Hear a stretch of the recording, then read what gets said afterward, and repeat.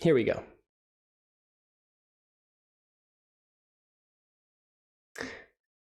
Hi, everybody. Thanks for joining us. Sorry for the wait. I was talking to absolutely no one, but we're here now, and this is live, which means you can watch me make mistakes. I actually just made one, but now you get to watch it live, and you can use the comments area over there on the side or down below, depending on the device you're using, and add your thoughts, ask questions, help direct the conversation here today. And we have quite the conversation for you. So today, it won't just be me talking, which some of you might be feeling great about. I actually have two fantastic guests joining from the Adaptavist team who are content professionals. Yes, those are real things, content professionals. So I have Chloe Tooley, who's a senior tech writer at Adaptavist. Her job is to make the best words in the best way to describe the best apps coming from Adaptavist. And then we have Matthew Stublefield, who is the head of education at Adaptavist. So you've probably seen his work all over the place, but he will remain silent no longer. They are here joining me. Wave and say hi, Matthew and Chloe. You are, I think, live on YouTube. Hi. Hopefully it's working this time. So the two of you are content experts, and today we really want to talk about how to optimize our content, both for teams that are just using Confluence for all of their internal content management, or for those brave teams that are also using it for publishing their content live to a help center. I know that Adaptavist, you just went through a massive project to reimagine your entire help center, to bring in content from all over the place into one spot. You redesigned everything. You spent a lot of time reworking the content architecture and the way everything was structured. So long story, too long. The question is, what is the value that you have found with good documentation? Yeah, so I'll start off at a really high level and turn it over to Chloe. Years ago, when I've been at Adaptavist for 7 years, and the first summit I went to, as well as the second, third, fourth, fifth, people would walk up to our booth and they go, "Oh, Adaptavist. So who are you guys? What do you do?" Like when we make script runner, we make this. Like, "Oh yeah, I know script runner." But when you looked at our documentation, it was actually spread across 6 different websites, different look and feel, different domains, occasionally in different languages, because we had people all over the place writing stuff. We really struggled with some brand awareness. We struggled with consistency. And so a lot of this reorg was to try to make that better for people. Yeah, and I mean, obviously I'm a tech writer, so I'm going to say good quality documentation is the most important thing. As you should. But yeah, like Matthew touched, yeah, exactly. As Matthew touched on, it's part of our company voice. It's our brand. A lot of customers are looking at our docs before they buy, so during their trial periods. So good docs really reflect well on the company and can sway people's choice to either buy or not. So we know our products are great, so we just need to try and push that forward with our docs and show our customers that they're great as well. I love that. And, just to note, internal docs matter because your employees need to think it's great too. They need to also find good information there. And help them do the job. Do it quickly and efficiently. Yeah, I think it's like estimated that people spend like 2 hours a day searching for information in their jobs. That could be that could be a major misery if you're not careful. So my next question, and I'm hoping the two of you have some things to show. I'd love to know sort of, we're all on this quest to try to make our content more findable on Confluence. So what do I put on my landing page? What should a landing page look like? What should that introduction look like to get people going, to start finding what they're actually looking for? So I think for a landing page, and it's funny, for those of you who are watching this live, 2 things are happening. One, the sun is coming up because it's 8 a.m. where I am right now, and I'm going to have to move and close drapes soon. But second, even though we prepared in advance, I'm like, I don't have my landing page open right now. I think the key thing for a landing page is helping people connect through that story. So for those of you who are familiar with the Atlassian marketplace, for an app, that's a landing page, and it tells you, here's the most valuable thing. For documentation landing page, what we want to do is highlight those most valuable features that we think users really want. and connect them quickly to how to use those features. Yeah, and I'd say they're definitely more useful for beginners rather than experienced users. A lot of the time, experienced users can kind of skip that landing page. They already go in, they know what they're looking for, they'll search for it. But it's really part of guiding, especially beginner users, on the journey we want them to take through the docs, where to start, what's next. And one of the things we recognize we really want to improve with our landing page, like Matt said, we've been working on this for a long time. It's been a long project because we have over 40 apps. We have thousands of pages. But like our landing pages right now, they're mostly child macros at the top level. Like we recognize there's still work to be done to make this better. But you know, the goal is to try to connect people through, and for a landing page, it's got to be fairly focused. Like you don't want a bunch of stuff. So like this is getting down to a feature page, but ideally like your landing page, you're keeping stuff above the fold so people aren't having to scroll real far to find that really relevant information. Now that's interesting. You mentioned above the fold, which is actually terminology that comes from the newspaper world, which I know that they have that sort of pyramid approach to content. And you start with what is the most important information. You know, often you'll see 3 bullet points at the top of a news story. These are the most important things. If you don't read any more of this article, leave with these 3 facts. So it seems like the landing page, in some ways at least, is kind of your, without them having to scroll or swipe, what are those major things that they need to understand? Concepts, points. That's got to be hard to pick that out, right? To decide what those things are, I would guess. Yeah, I mean, this is something actually I'm working on at the moment, redoing the feature landing pages. So we're always trying to think of like that value statement, which is very easy for the features. It is not so easy for describing an app like Script Runner, because it has so many value statements depending on what people want to do with it. So yeah, we've struggled with the Script Runner as an app, but some of our smaller apps, you know, very concise user statement, we can blare that at the top, and it's, yeah. Oh, come on. Script Runner is so easy to describe. Do everything with scripts. Do anything. Yeah. So yeah. we sort of like talked about that landing page, which like obviously we're seeing some on a public help site. If you're working in your private Confluence instance, you also need to have this, because what's really important is that we don't have gigantic Confluence pages packed with information. That's why we have this whole hierarchy thing. So I was curious from the two of you, sort of how do you figure out the right amount of information to put on a page? And then and then also maybe how do you break down some of these like wall of text kind of pages that we tend to create sometimes? Yeah, so let's start with a really cogent example. This was like one of the big projects that Chloe led. We called it the Script Runner Docs renovation. And I've copied and pasted from our old doc site into a cloud site to give our live viewers at home or in the office just an idea of what this is like. So this was the Script Runner built-in scripts page, and I'm just hitting page down on my keyboard, and now I'm just going to hold the page down. This was built-in scripts for, I mean, probably 7 years or so, maybe a bit longer. Like this is the length of the page. It's okay. Now I'm done. Hooray.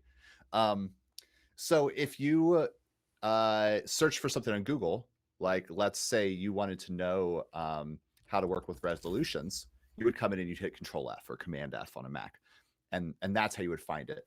But like that's not really ideal, because often you're coming to documentation, you don't know what you don't know, you don't quite know how to get there. And so one of the challenges that we put before Chloe was not just this page, every page. How do we fix this? So Chloe, you want to talk a little bit about that process? Yeah. So as well as sort of page length, we really had to focus on the subject. So what you see on this page, you see one big page for, how many are there? Maybe like 10 different features. There's no need for them to be on the same page. They don't relate to each other. They don't connect to the app. Like when someone clicks one of these features, they're on a completely separate page. It doesn't need to be together. So that's something we really focused on, having relevant information, splitting up, not splitting up pages for the sake of it. So sometimes different sections relate to each other and you have to have a long page. It's just the way some things work. But for this monstrous page, it was very easy to see where we could chunk out information by just following the features themselves. And by chunking it out, do you mean like just like taking chunks of content and like putting them on child pages or whatever? Like it's not, you don't have to have a degree in content something to chunk something out. I love that term. It's really just we use the word chunk a lot. In I think more formal agile management, you would say, well, you have your epic and then you devolve that into stories. And we instead say we're going to chunk up the work. And so here, I don't know if you're showing my screen or not, but like I'm showing bulk fixed resolutions, which is just one of like 20 built-in scripts. You can kind of tell as we were scrolling through it, like this is a page that has grown organically, but you realize we need to split this up. It can be as simple as grabbing your content, copying it, and then maybe moving up a level, or maybe you turn built-in scripts. We've decided we're going to turn it into a landing page eventually. But until we do, we're going to create some child pages underneath it. And this really can be as simple as grab your content, and especially if you're in the same site or your images are stored somewhere publicly, you can just paste it in here. Now, one of the things we found, because I was moving this from a different website into cloud, is we have run into some like image formatting. For the sake of a live demo, I'm not going to like fuss too much about it. Just be aware if you're copying and pasting, you are going to have to do some formatting fixes. I've also noted like info boxes turn into tables depending on what you're coming from. But grab your page, do it in a way where you're not doing a live demo, where you have to do silly things like put a number on the end of it. But not a best practice. If somebody searches, not a best practice. If somebody's searching on Google though, and they're looking for, I want to use, and I named it built-in scripts, so that was clever of me. It should be bulk fixed resolution. That's the problem. There we go. Bulk fixed resolution. If somebody goes to Google and they search script under bulk fixed resolution, they're going to come to this page. And so that's the thing, like you want to be thinking about as somebody who's making documentation is I'm looking for a solution. I'm looking for something to solve the problem I'm experiencing. And when I get to the page, I want to get that immediately, because if I go to a page that's like this and I can't find it, I'm much more likely to leave. I'm going to hit back. I'm going to go back to Google. I'm going to search again. I'm going to go find some other app that solves my problem directly. But when I get right to the page I want, right to the solution that I need in that moment, I'm going to be much happier. And thinking about that user journey, that path of like happiness at each step in the journey, like that's really what we're shooting for. And what you're saying is we want to create content that works well with search, right? That people can find. So speaking of that, right, there's a little something in Confluence that people sometimes wrestle with called search. So all of these tips and tricks are very important. And another thing that is part of both, if you have an external site, you're using Google Analytics, maybe if you're using Confluence Premium and above, you have access to page analytics in Confluence Cloud. So what are some of the things that we can learn from, your expertise in like looking at viewing metrics? Like how do we get more people to find our stuff, to read our stuff, and then, obviously, hopefully the content is actually useful to them, but what are some observations you found? So I don't actually put a lot of store in metrics on Google Analytics. Like I look at Google Analytics every once in a while. I think it's valuable, but the thing that analytics can do for you, like that type of quantitative mass analytic, is raise a red flag. Like if you see something that seems really out of whack, go look at that page. I think where a lot of people err on quantitative analytics is that they look to it for reasons, and it doesn't tell you the reason. So let's say like one of the ones that often comes out is page views. Page views is the number one like marketing metric. We want lots of people looking at this. If lots of people are looking at your documentation, does that mean your documentation's awesome, or does it mean that your product sucks and is hard to use? We can't draw a conclusion from page views. It could be that the UX is confusing. It could be that the feature's broken. Page views isn't a terribly relevant metric. Time on page is another good example. Like, time on page is really high. Hooray. Oh, wait, that means the document's really confusing. Or it means the document's really compelling and lovely. Or it means people are using this feature constantly and they're leaving the document open. Like, analytics can kind of give you some ideas and some things to correlate to one another, but you've got to be careful with those type of quantitative things from Google Analytics. Mm-hmm. Yeah, definitely. I mean, I don't tend to use a lot of metrics in my day-to-day. I use page views mostly to prioritize work. So I know I have a bunch of pages that need work. I'm going to start work on the ones that are getting the most eyes on the pages. It just makes sense. We more focus on the kind of direct feedback we get from our users. So we have like a thumbs up, thumbs down feature on our docs pages, which has been really, really helpful. Users can add comments in there as well. So we review those all of the time to see what our actual users are saying. Obviously, it always skews slightly negative. We know that happens.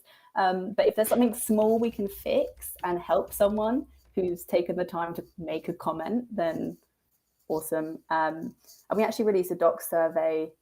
We've got one live at the moment, and we had one in 2019.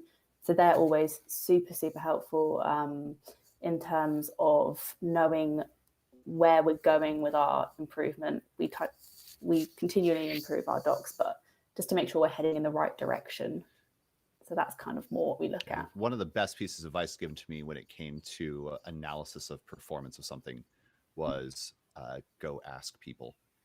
Like, you can set up every clever, thing you want, but until you find out why people are thinking and doing what they're doing, you don't really know what to be working on. Yeah, that's so interesting. Yeah. Okay. So this is fascinating. Okay, so metrics are like, you could get lost in them, but I think it is kind of like a user story, and Agile is kind of a reminder to have a conversation about something, right? With hopefully the user of it. So you keep talking about talking with the people who are going to use content. So that seems to be very important. So let's say that I'm on a team. Oh, interesting. We have a question right here. Well, this is a great question. Maybe the two of you know. Dimitri would like to know: Do the page properties macro, do they affect? Are they effective in search results? I know I can answer from the cloud side fairly confidently. Is the cloud?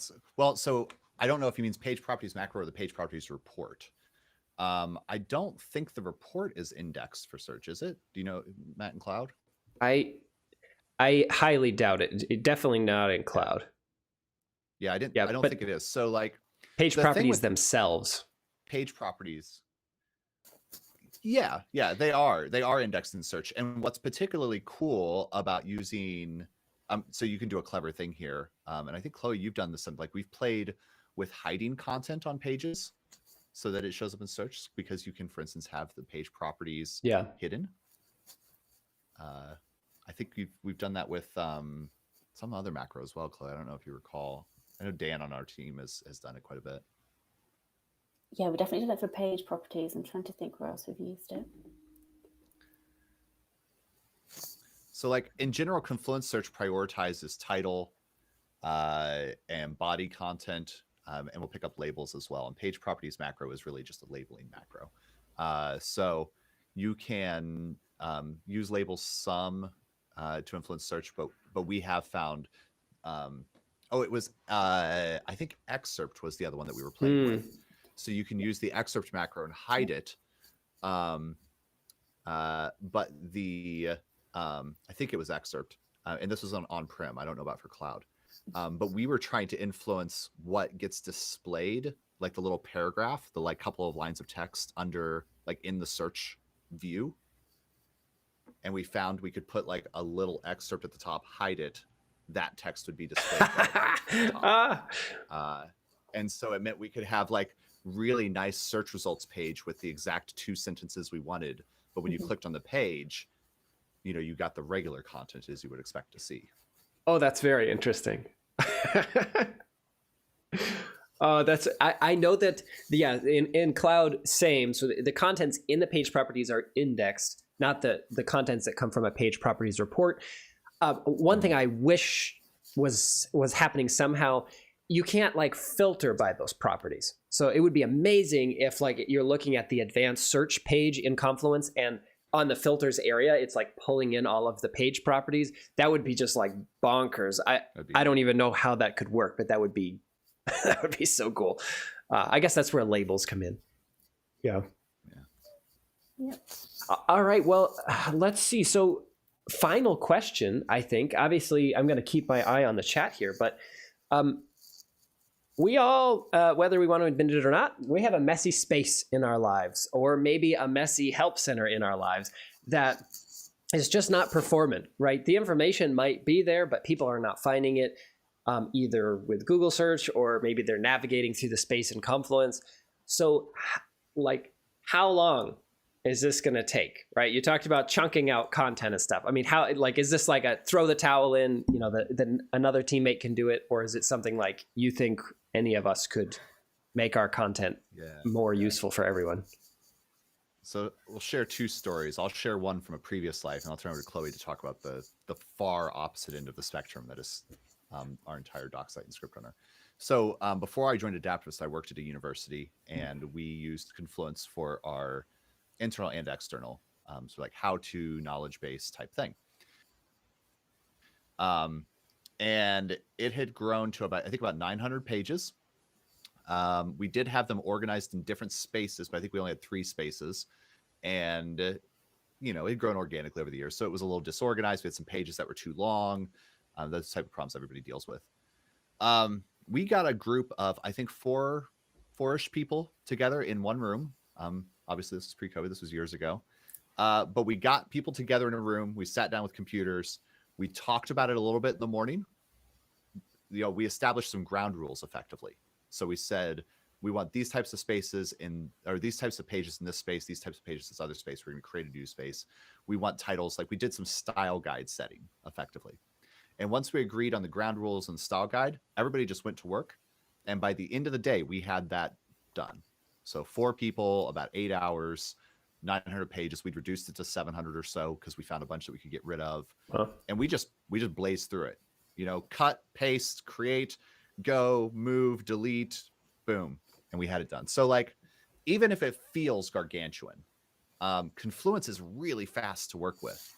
Like, you can open up a bunch of tabs, you can move content around, you can save, you have multiple people working on this, like, set your style guides and your ground rules. You could potentially get through it in like a day. Like, I think the key thing is style guides and setting those rules. Like, once you've got that framework, those decisions made, it can go fast. Now, more complex products, more complex things, like what Chloe dealt with, that can take a bit longer.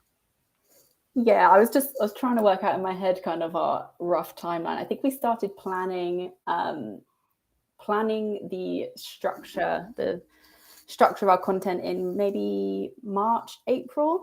And then what year? Last year this was. 2020. And then we had a live site up in September, am I correct? Was it September? We had the new site up, or a version of the site up. Somewhere thereabouts. So we had the added complexity of not moving from Confluence to Confluence. So we were moving to a different platform, as well as reorganizing all of the products at the same time. So it was a mammoth task. And most of that time was spent planning. So over 5 months, I would say at least 3.5 months of it was just pure planning, diagrams. You have to plan as soon as you move pages, you have to think about links. Where is it linking from in the UI? Do I need to make sure that that's getting updated at the same time? But I would say that you can make small changes very fast. like if you have a mess of a site, as we just saw, you can chunk pages out very, very quickly in Confluence. You can make a big change just even in a day. If you're not doing content change and you're just doing layout changes, you can make really, really good progress very, very fast, which is one of the great things we have now with Confluence, which is a world away from our lives before. So, yeah. That is...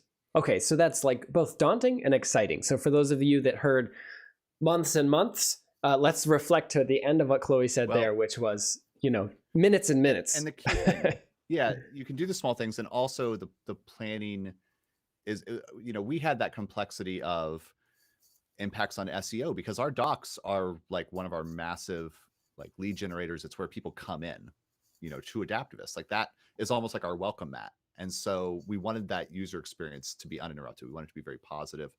So we were using Lucidchart for a long time to like sort of map out where pages would go and how we would rearrange them. We had to coordinate with a bunch of different stakeholders. So like that is a much more challenging enterprise. If it's your internal doc site, or if it's like a single app or just a couple spaces or something, it can go quick. It just has to deal with, the level of stakeholders that you've got has the biggest impact. Yeah. Well, fantastic. Big shout out to the Adaptavist team who did just take on this massive project. We're going to drop a link to a blog post that we kind of wrote with them about the process. It does not do it all justice, all the months and months. Also, we'll drop a link to the documentation site. Go check it out. See all that content that's been chunked out. And then finally, I guess I'll sort of wrap us up here. This has been another Confluence Best Practices live stream. They're short and sweet and hopefully to the point. But I would encourage you, if you're interested, please subscribe here and follow us anywhere on social. We'll be letting you know when the next one hits and what it will be about.